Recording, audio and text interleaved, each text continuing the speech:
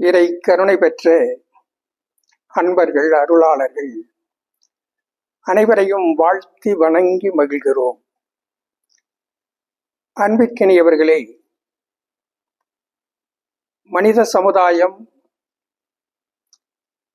இன்றைய நிலையை எட்டியிருக்கிறது என்று சொன்னால், அது கொஞ்சம் கொஞ்சமாக தன்னை தகவமைத்துக் கொண்டுதான் இன்றைய சமுதாயமாக அது இருக்கிறது. ஆதி காலத்திலே மனிதன் மிருகங்களோடு மிருகங்களாகத்தான் வாழ்ந்து கொண்டிருந்தான். அதற்கு பின்னால் மனிதன் இந்த உலகத்தில் தான் வாழ்வதற்கு ஒரு ஆதார சக்தி இயங்குகிறது. அந்த சக்தியின் மூலமாகத்தான் நான் வாழ்ந்து கொண்டிருக்கிறோம். அப்படிப்பட்ட ஆதார சக்தியை உணர்ந்து கொண்டு இறை உணர்வை பெற்றதற்கு பின்னால் மனித வாழ்க்கையிலே ஒரு மலர்ச்சி, மனித சமுதாயத்தினுடைய வளர்ச்சியிலே ஒரு மலர்ச்சி ஏற்பட்டது. அந்த சிந்தனைகளின் மூலமாக மனிதர்கள் நல்லுணர்வுகளை பெற்று அவர்கள் தங்களுடைய பண்பில், நாகரிகத்தில், பண்பாட்டில் தங்களை உயர்த்தி கொண்டு பல ஞானிகள், சித்தர்கள், தீர்க்கதரிசிகளினுடைய வழிகாட்டுதலிலே மனித சமுதாயம் ஒரு பண்பட்ட சமுதாயமாக மாறி தன்னை வளர்த்து கொண்டே இருக்கிறது. இப்படிப்பட்ட அந்த சூழல்தான் ஒவ்வொரு தீர்க்கதரிசிகளும் ஒவ்வொரு ஞானிகளும் மனித சமுதாயத்திற்கான வழிகாட்டுதலை தருகிற பொழுது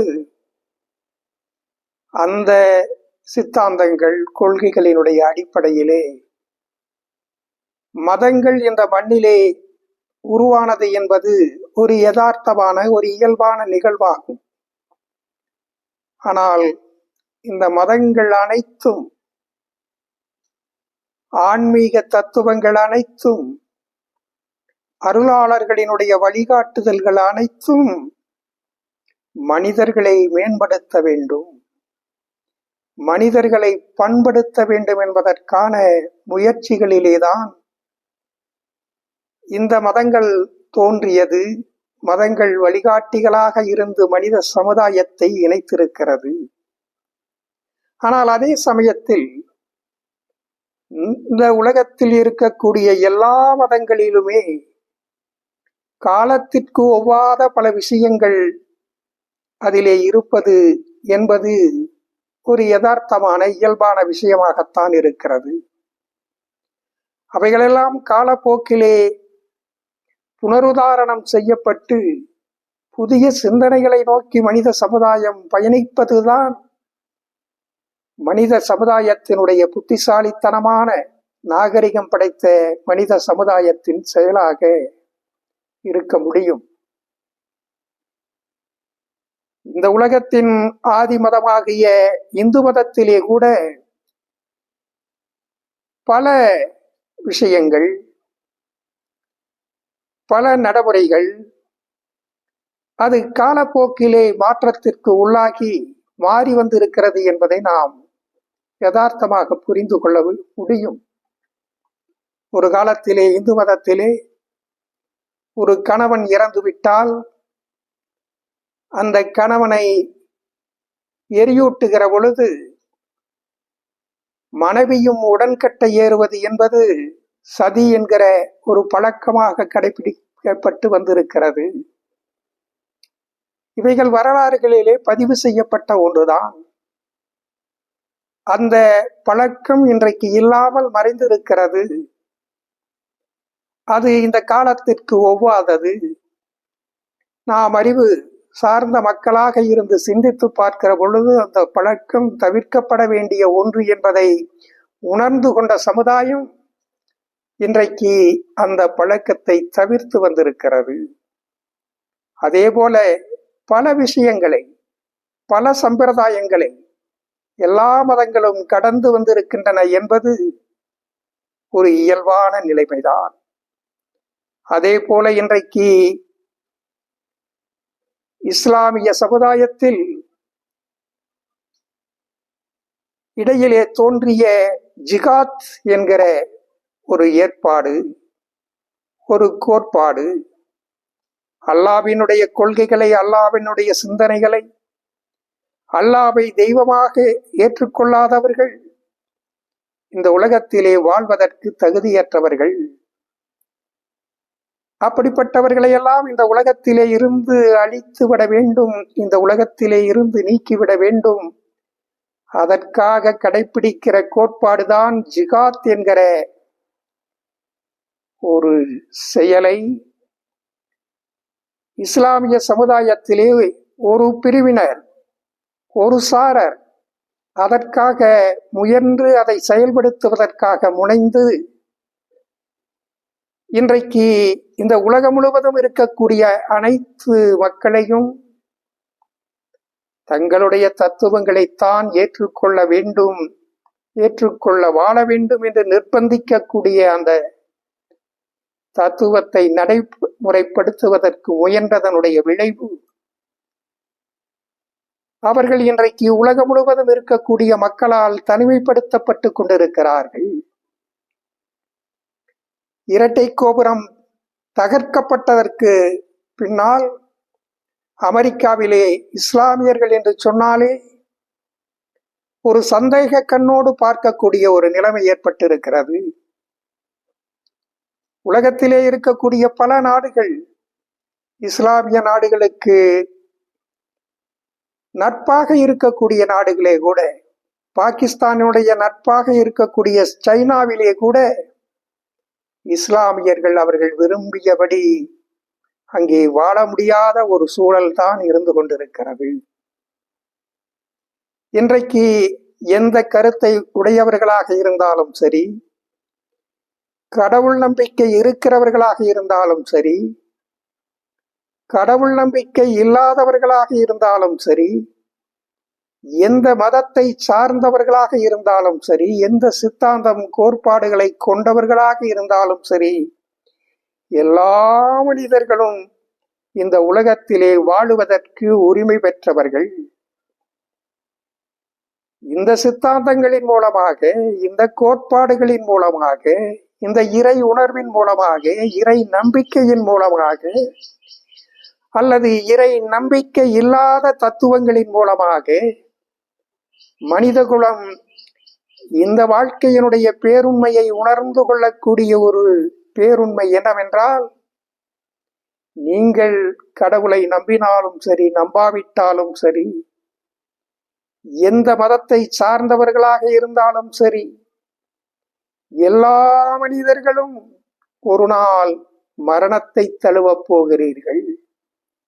இந்த உலகத்தில் பிறந்திருக்கக்கூடிய எல்லா மனிதர்களும் மரணத்திற்காகத்தான் வாழ்ந்து கொண்டிருக்கிறீர்கள். நாம் மரணத்திற்காக வாழ்ந்து கொண்டிருக்கிறோம் என்பதுதான் இந்த பிறப்பினுடைய பேருண்மையாக இருக்கிறது.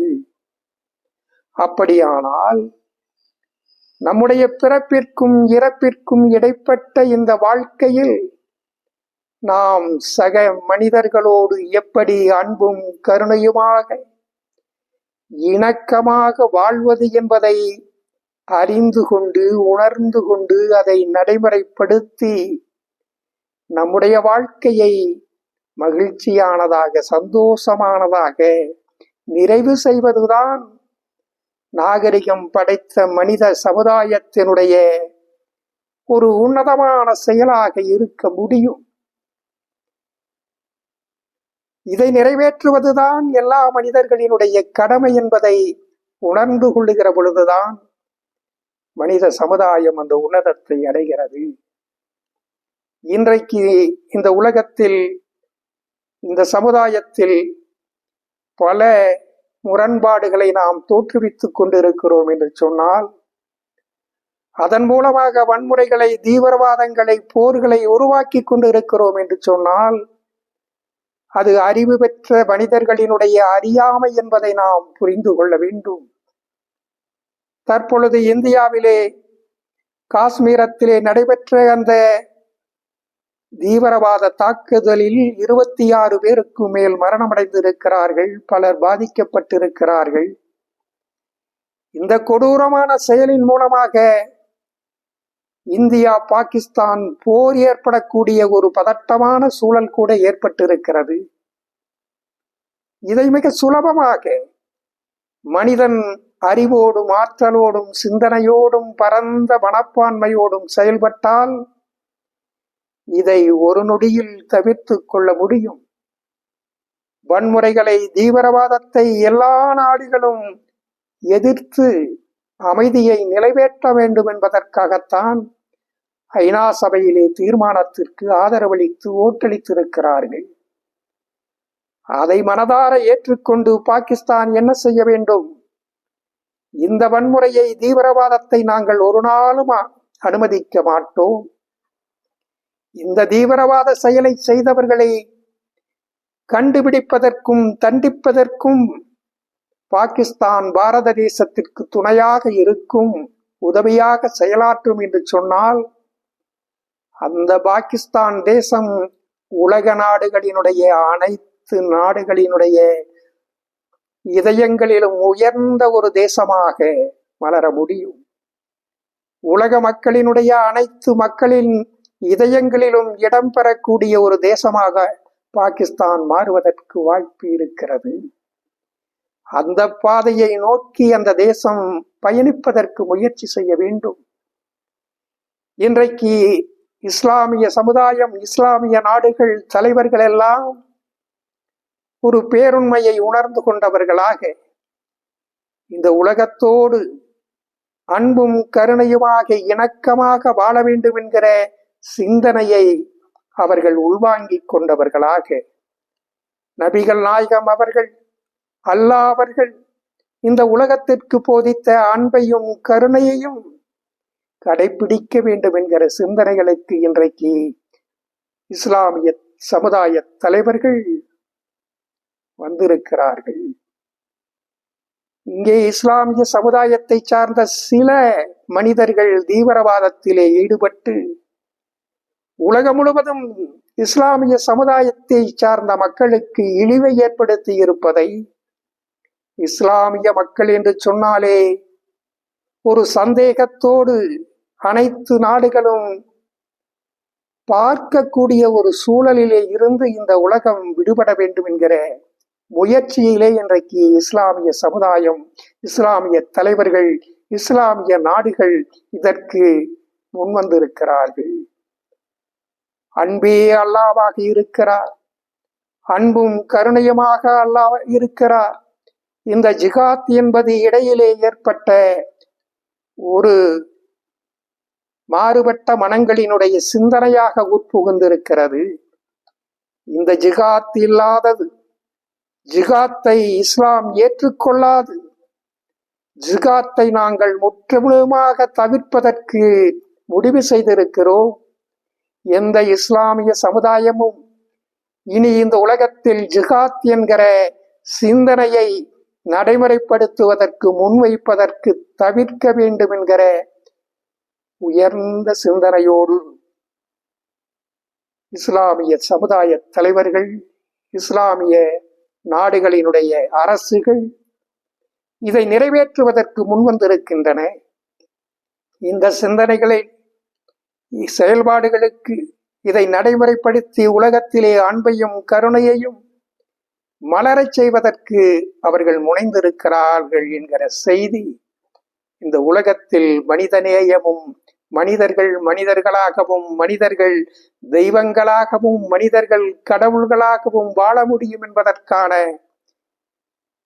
உண்மையை, நிதர்சனத்தை இந்த உலகத்திற்கு வெளிப்படுத்துவதாக இருக்கிறது. இந்த நிலைமைகளை எல்லாம் பாகிஸ்தான் தேசம் உணர்ந்து கொண்டு அவர்களும் இணக்கமான சூழலுக்கு முன்வர வேண்டும். அதுதான் அல்லாஹ்வினுடைய ஆணையாக இருக்கிறது. இந்த உலகத்திலே இருக்கக்கூடிய எல்லா மனிதர்களும் அன்பும் கருணையும் இணக்கமாக வாழ வேண்டும் என்பதுதான் அல்லாஹ்வினுடைய ஆணையாக இருக்கிறது. அல்லாஹ் அன்பே அல்லாஹ்வாக இருக்கிறார், அன்பே சிவமாக இருக்கிறார். அன்பே இயேசுவாக இருக்கிறார். அன்பே அனைத்து கடவுள்களாகவும் இருக்கிறார்கள். அப்படி இருக்கிற பொழுது அந்த அன்பையும் கருணையையும் இந்த உலகத்தில் மலரச் செய்வதுதான் அனைத்து சமுதாயத்தினுடைய கடமையாக இருக்க முடியும். அந்த கடமையை நிறைவேற்றுவதற்கு உலக சமுதாயம், உலக மக்கள் அனைவரும் தங்களை அர்ப்பணித்துக் கொள்ள வேண்டும். அனைவருக்கும் பிரபஞ்ச பேராற்றல் அதற்கான வல்லமையை தருவதற்கு அருள் கருணை மலை பொழியட்டும். பரிபூரண நல்லாசிகள்.